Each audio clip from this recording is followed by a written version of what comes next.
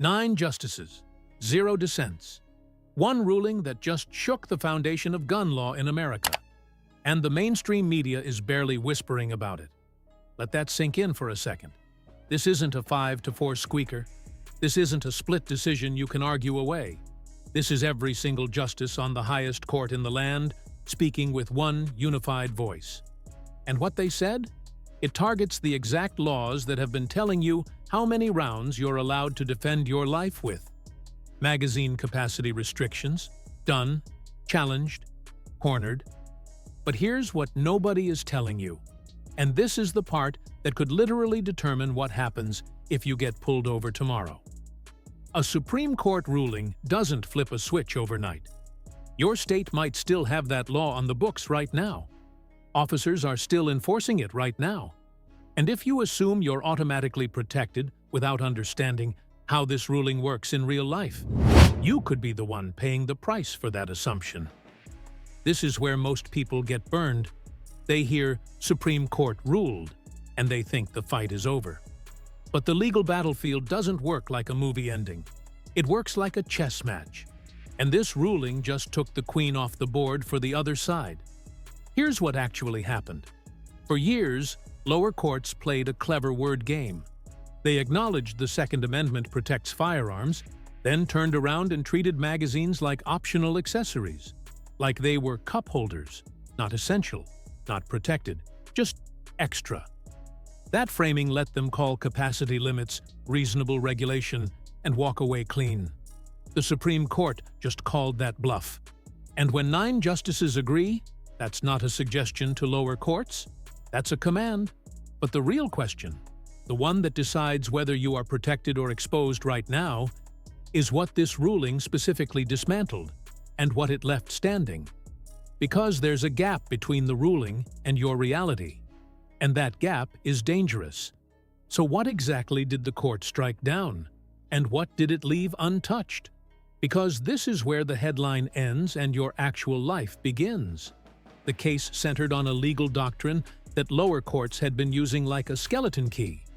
Every time a Second Amendment challenge came up, courts would run a 2-step shuffle. Ask if the law was consistent with historical tradition. Then quietly define that tradition however was most convenient. It was a rigged game dressed up in legal language.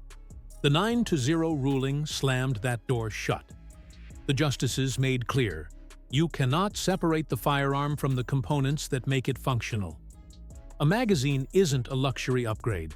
It is part of the arm. And if the arm is protected, so is what makes it work. That one shift in legal logic? It dismantles the philosophical backbone behind capacity restriction laws in states like California, New York, Colorado, Maryland, and others. But here's the tension nobody wants to talk about. Even with this ruling, those laws don't vanish automatically. They have to be challenged, individually, in lower courts that are now forced to apply this new standard. Some courts will move fast. Others will drag their feet, waiting to be pushed. That means right now, today, there is a legal gray zone spreading across multiple states. And that gray zone is where people get arrested. Think about it. A law is still technically on the books in your state. A law enforcement officer doesn't have time to parse Supreme Court philosophy during a traffic stop. You are holding a magazine that was illegal last week. What happens next? This isn't fear-mongering. This is the reality of how constitutional change actually moves through the system. It moves slow, it moves uneven. And the people who don't understand that gap are the ones who get caught in it.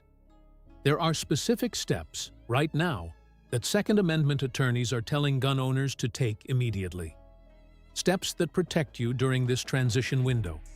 And what those steps are might surprise you.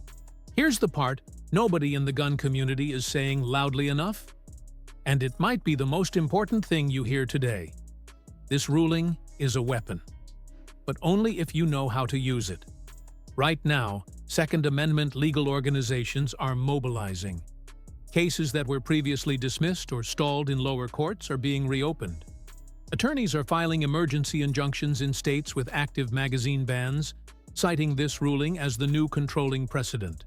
The legal dominoes are already falling. You just can't see them yet because the media isn't covering it. But here's your immediate reality check. Until a court in your state formally applies this ruling to your state's law, that law is still enforceable. So, if you're in California, New York, Colorado, or any other restricted state, do not assume you're clear. Not yet. The ruling gives your legal team the sword. It doesn't hand you the shield automatically. What should you actually do right now? 3 things. First, know your state's current status. Several legal tracking organizations are updating case lists in real time. Find them. Bookmark them. Check them weekly, because this is moving fast. Second, if you are stopped by law enforcement and the topic of magazine capacity comes up, you say nothing beyond identifying yourself. You do not cite Supreme Court rulings on the side of the road. That conversation happens with an attorney, not an officer. Third, support the organizations doing the legal work. This ruling didn't fall from the sky. It was the result of years of strategic litigation funded by people who refused to accept reasonable as the final word. The 9-0 ruling is historic. It is a turning point, but turning points don't protect you. Preparation does.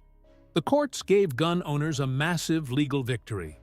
What you do with that victory in the next 90 days determines whether you benefit from it or become a cautionary tale in someone else's video. The Second Amendment isn't just a right, it's a responsibility. And now, more than ever, the informed survive.